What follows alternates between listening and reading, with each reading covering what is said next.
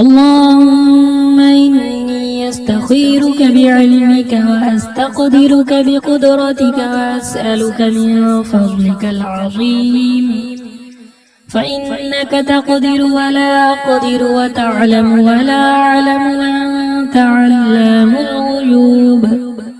اللهم إن كنت تعلم أن هذا الأمر خير لي في ديني ومعاشي وعاقبة أمري